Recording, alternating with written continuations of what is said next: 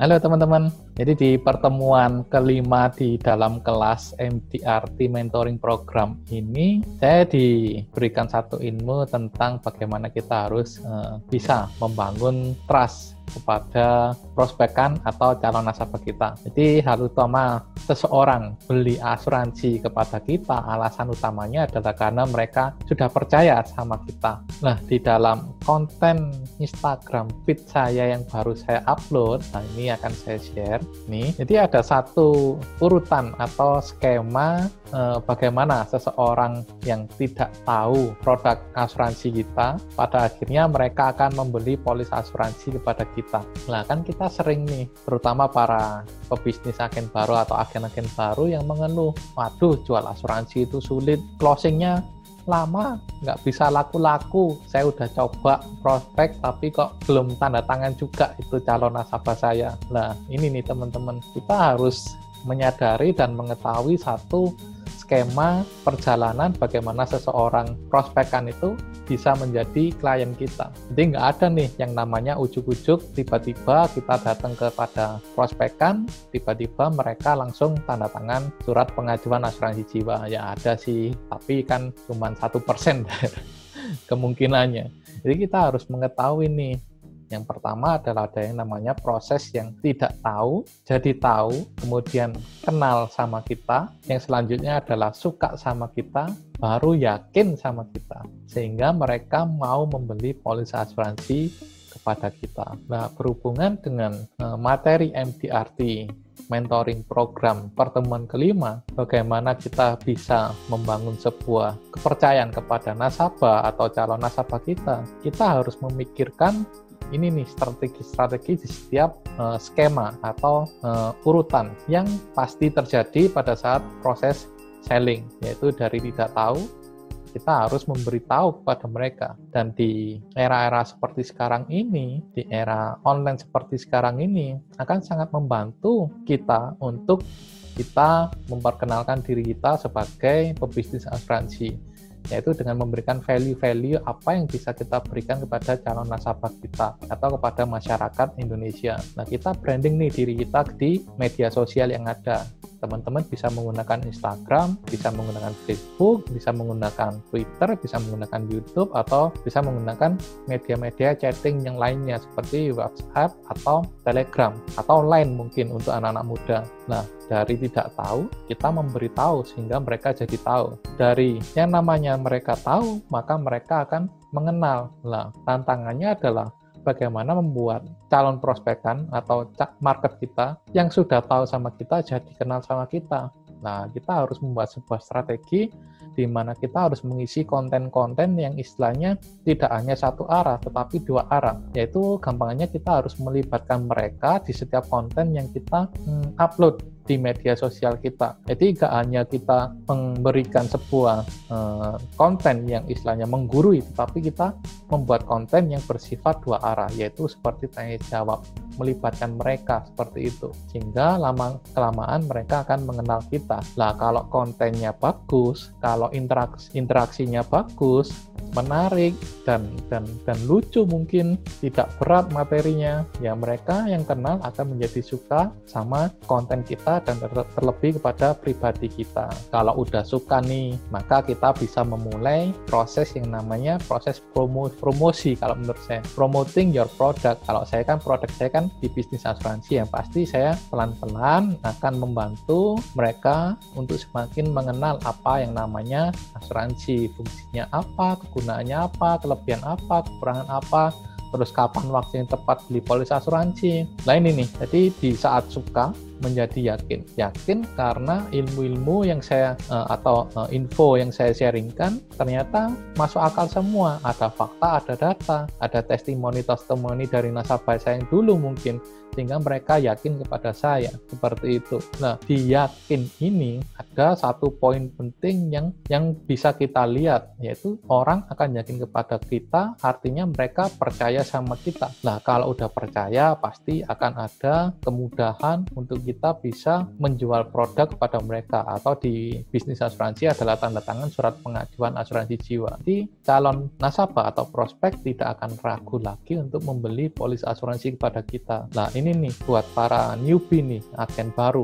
Jadi jangan kaget kalau kalian yang baru mulai, mungkin 1 bulan, 2 bulan belum dapat prospekan. Ya pasti belum dapat prospekan. Dominannya atau mayoritas ya gak dapat prospekan atau gak dapat closingan. Karena ini nih, kalian harus nyadar, karena untuk sampai di proses closing atau tanda tangan surat pengajuan asuransi jiwa, ada ini nih prosesnya nih. Tidak tahu jadi tahu, kenal, suka, yakin, beli. Nah ini semua adalah satu rentetan selling, proses selling.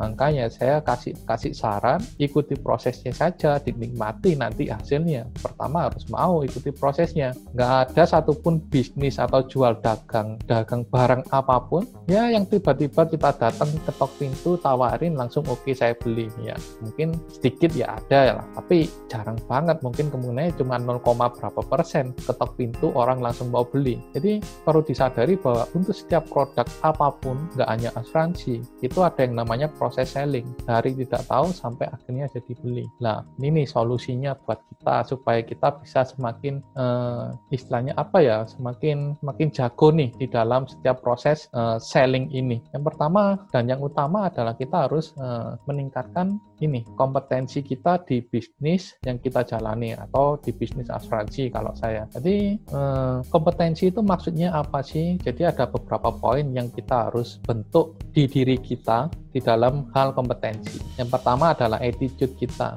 Jadi sikap kita, bagaimana kita harus menyikapi, punya mindset yang benar dengan bisnis kita yang kita jalankan. Kalau saya kan di asuransi, mindset saya adalah saya harus membantu orang. Bantu orang artinya apa? Kalau saat saya prospek ternyata ditolak, ya udah, berarti itu adalah suatu penundaan yang terjadi. Lah karena mindsetnya benar, maka pola pikirnya benar dan responnya benar. Kalau mindset saya salah, ya pasti ya seperti agen-agen baru yang baru memulai, newbie. Jadi ditolak, oh enggak dulu, enggak mau, nanti dulu, akhirnya karena mindset salah ya putus asa. Mindset yang benar membuat kita punya respon yang positif terhadap bisnis yang kita jalani. Yang kedua adalah skill. Nah skill ini perlu kita ikuti, perlu kita dapatkan melalui banyak training. Makanya jangan males-males kalau ada kegiatan training, terutama di grup kalian. Kalau di grup kami di Vision, setiap Senin dan Sabtu itu ada kelas online nih, gampang nih, sekarang tinggal klik langsung masuk. Kalau dulu kan saya harus ke Jakarta setiap 2 bulan atau 3 bulan wajib. Lah sekarang kan simple, gak mau. Jadi skill dari seminar-seminar. Lah yang ketiga adalah knowledge. Lah knowledge ini pengetahuan kita juga harus ditambah nih. Pengetahuan itu kita bisa dapatkan dari YouTube channelnya orang yang udah berhasil, terus buku-buku, terus dari kita ngobrol sama teman kita, ya tukar pengalaman lah istilahnya. Terus yang selanjutnya adalah experience nih. Jadi skill dan knowledge itu percuma kalau kita nggak punya experience di lapangan. Intinya nggak dipraktekkan. Emang kamu mau jadi apa? Jadi pengajar, jadi yayasan pendidikan? Kan bukan. Kan kita masuk di bisnis asuransi ini kan untuk berbisnis, cari duit, cari income. Masa cuman belajar terus sharing terus tapi nggak ada produksi, nggak ada action di lapangan, ya nggak ada hasil. Makanya jadi kita harus benar-benar mengasah yang namanya kompetensi kita, manfaatkan setiap training yang ada, manfaatkan setiap momentum yang ada, terus jangan lupa ora et labora. Jadi kita berusaha sambil berdoa, karena ya siapa sih kita, kan kita cuma manusia biasa. Yang bisa menyentuh hati prospekan atau calon nasabah kita kan bukan kita, tapi yang kuasa. Kita akan bisa mengalami banyak mukjizat kalau kita dekat sama yang kuasa, kita melibatkan yang kuasa dalam setiap experience atau action atau setiap planning yang kita susun di dalam bisnis asuransi kita. Itu aja teman-teman. Jadi di MDRT Mentoring Program pertemuan kelima kemarin tentang building trust. Jadi building trust diawali dari yang pertama, mindset kita sebagai pebisnis harus benar dulu. Terus kita harus tahu nih, harus nyadar nih bahwa untuk sampai di titik closing itu ada yang namanya proses selling. Dari tidak tahu, terus jadi tahu, terus selanjutnya sampai akhirnya ya prospekan kalian itu tanda tangan SPAJ atau surat pengajuan. Terus yang ketiga ya ora et labora. Jadi jangan lupa berdoa supaya Tuhan melayakkan kita melakukan setiap planning yang kita susun. Oke teman-teman, itu aja di konten kali ini. Semoga kalian bisa memetik hikmahnya. APBN ya ambil positif, buang negatif. Kalau yang jelek-jelek ya dimaafkan, dilewatkan. Kalau yang positif semoga berguna. Jangan lupa like and subscribe di channel saya yang sederhana ini, sehingga saya bisa tetap semangat memberikan sharing-sharing yang mungkin bisa berguna buat teman-teman sekalian. Oke, sampai ketemu.